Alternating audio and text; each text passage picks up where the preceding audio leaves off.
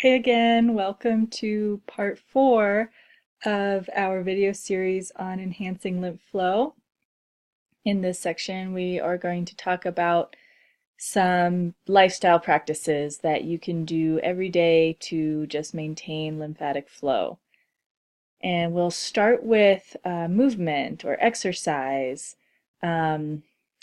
As we talked about before, the circulatory system has a heart to pump the blood, but the lymph does not have a pump. So instead, the lymphatic vessels are squeezed and pumped by movement and deep breathing, which both contract the skeletal muscles and the smooth muscles around the lymphatic vessels. But unfortunately, we don't move as much as we used to, and many of us are shallow breathers. So mindful movement and breath work have become even more essential in order to offset the effects of this increasingly toxic and stressful environment. So any exercise that raises your heart rate will be beneficial to lymph movement. Rhythmic cardio like jogging and swimming are great, but it doesn't have to be vigorous either. Walking, dancing, stretching, yoga, Tai Chi, these are all really good for the lymph system because the muscles are still contracting to pump the lymph vessels, but you're also encouraging deep breathing and you're relaxed, and that further assists lymphatic flow. Some of the most lymph moving exercises, rebounding is thought to be really great for the lymph because of the gentle impact. Rebounding can be done on an indoor trampoline. If you don't have one of those, perhaps jumping rope or jumping jacks could be a fun alternative. Any exercise that kind of pumps the arms will be good because we, again, this section right here, right under the collarbone, this is where a lot of the lymphatic ducts are located and draining the lymph back into the bloodstream. So we want to get circulation into this area. So that's why a lot of yogic practices, Kundalini, for example, there's a lot of arm movements, Pilates and yoga as well.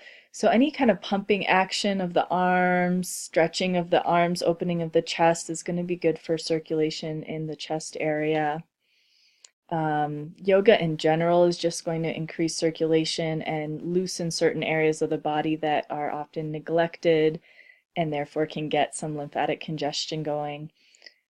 Twisting poses are really great for internally massaging the organs.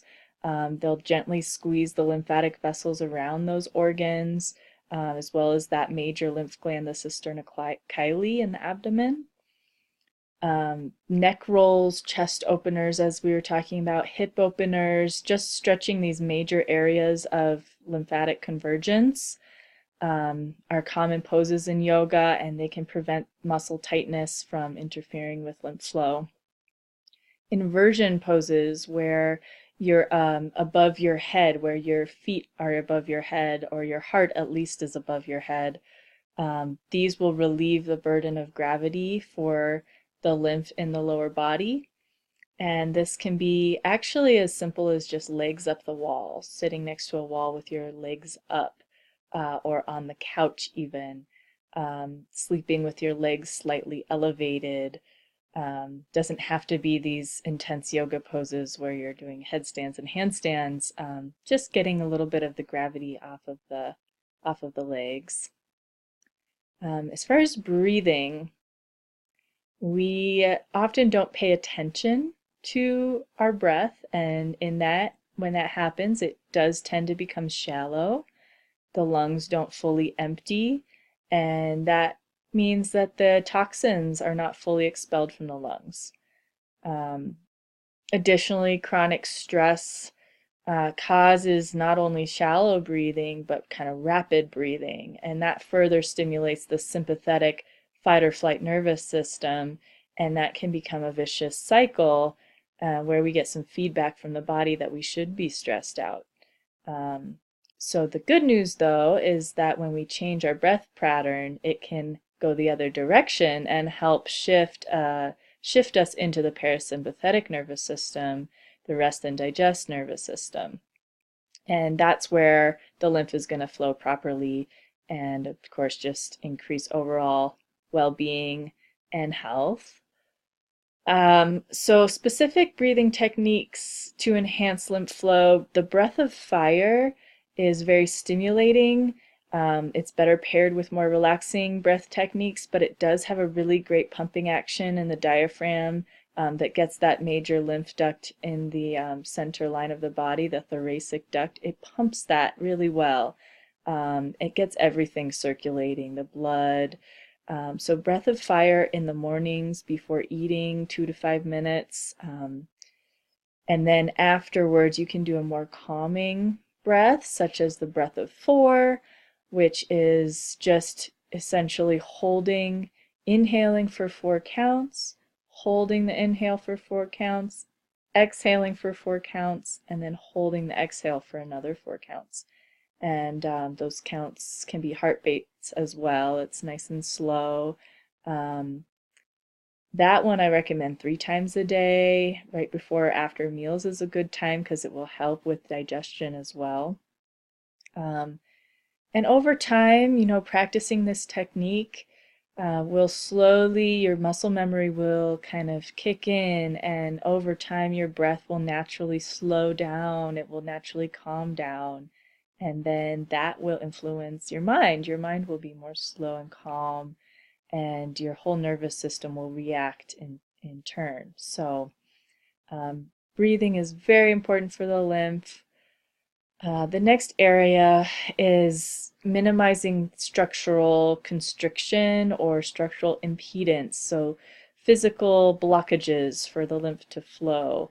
For example, any musculoskeletal issue, such as a joint that's displaced and causing tightness, knots in the muscles, that will block the lymph in those areas. So it's really important to get things flowing. Especially the neck can be an area where there's a lot of lymphatic congestion, and that can sometimes be due to this tension in the shoulders and poor posture. We're actually pinching off the lymph flow in the neck. So neck and shoulder massages can be a great way to just combat that.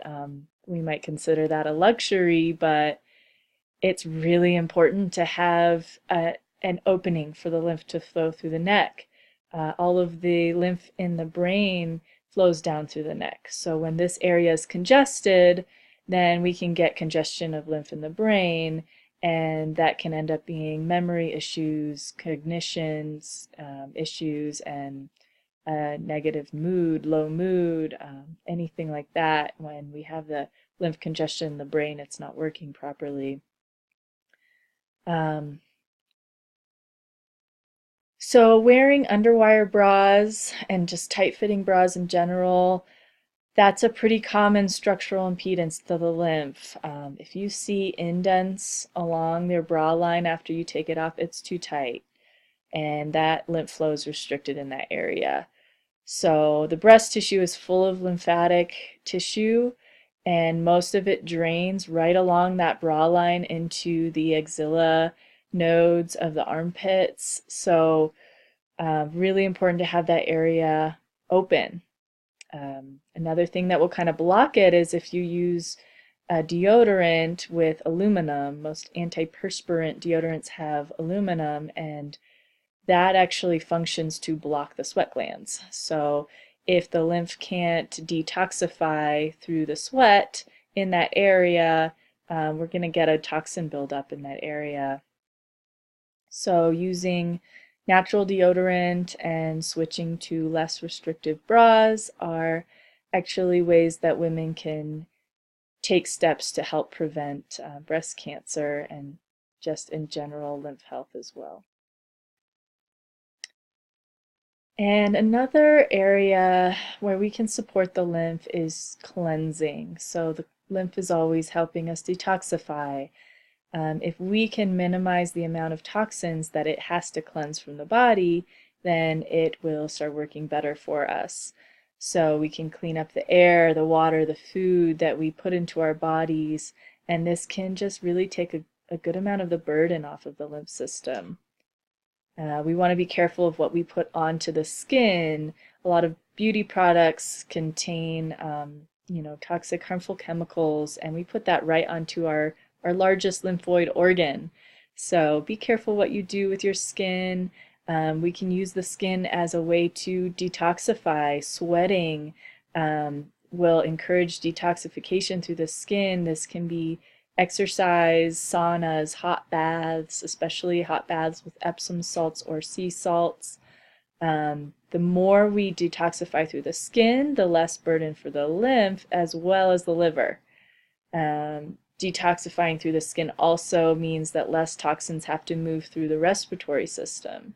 And sometimes when they do that, you can actually get a sinus infection while you're detoxing. So we want to sweat a lot. That's a great way to get those toxins out. Ayurvedic massages in particular are great for the lymph system. Abhyanga is the name of the Ayurvedic massage, where they use generous amounts of warmed oil and really lymph stimulating movements. And the oil nourishes the nervous system, but it also assists the lymph in pulling toxins out from the skin. So Ayurvedic massages, Abhyanga, you can also do that at home. You can do that yourself, and I would recommend that because you could do that every day. That's an Ayurvedic practice right before a shower or a bath. You can read about it. That's just applying warm oil, letting it soak in for about 10 minutes, and then rinsing it off. Tongue scraping is just a really easy but important way to take some of the detox burden off. When that bacteria builds up on the tongue, it can contribute to digestive and liver stagnation. So we want to just scrape the tongue every morning. It's so simple. Over time, your sense of taste will improve, and that will lessen your desire for excessive sugars and salts and things like that. You'll taste your food better. Cleansing the sinuses is a really amazing way to not just cleanse the lymph, but specifically the lymph in the brain. So the lymph in the brain is very sensitive to congestion. It's kind of thought to constrict during traumatic events and emotional experiences, and then that can, it can become a storage place for old emotions, essentially. It gets stuck in there. Again, it's not moving through the neck very easily in a lot of people. So we can get headaches, foggy thinking, poor memory, emotional imbalances. And a lot of the lymph in the brain is in the sagittal sinus, right along the mohawk line. And you can access this sinus through the nasal passage. So cleansing the sinuses through the nasal passage activates this flow, pulls toxins right from the lymph vessels in the brain. One of the most effective ways to do this, I guess the only way I know how to cleanse the sinus physically through the nasal passage is these Ayurvedic techniques of neti and nausea. So neti is when you actually take a neti pot and you have some warmed salt water. You're pouring that through one nostril, it comes out the other, and it's clearing, it's cleansing the sinuses. And then right after that, you want to do a similar technique called nausea, where instead of using warmed salt water, you use a few drops of herbalized oil, and you're just taking that same thing right up into the nostrils, into the sinuses. The oil's pulling out toxins. That's another really great daily practice for the lymph in the brain. And last but not least, relaxation and emotional expression. These are areas where, basically none of the above techniques that we've discussed, none of those will have a lasting effect or as much of effect as they could if we still have chronic stress present, if we're still holding on to emotions and not allowing them to move through us. So just some simple ways. Try weaving some of these lymph moving practices into your daily life, combining them, killing two birds with one stone, essentially. You can combine multiple modalities into one kind of calming evening. Yoga, walking, baths, those are really great for relaxation as well as lymph.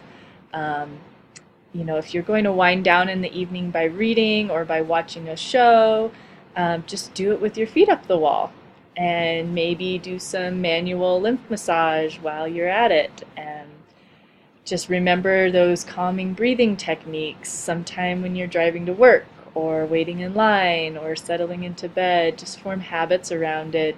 It doesn't take long. It just takes a little intention into the habits. The flow of lymph and the flow of emotions are very interconnected. Physical lymph practices will really not have the same effect if the emotions aren't expressed. So for kind of optimal health and juiciness, it's really important to find ways to express your frustration, kind ways to express your frustrations, your needs, your truest self and desires. Remember, the range is very wide. The lymph responds to anything from hydration to performing certain types of artwork, any type of artwork, from dancing to laughing with friends. I really encourage you to stand up for your lymph. It doesn't have a voice, but you need to know when to take a break. Dress for comfort, dress for true expression. Dress however you want. Breathe like an ancient yogi when you're in line at the DMV. Give and receive nourishing massages. Just make the time to have a cup of tea, to have a good conversation with a friend. Really anything that brings more flow into your life will bring more flow into your lymph. So that concludes this little section, and thank you so much for watching. I hope you can integrate some of these practices into your life and your lymph will thank you.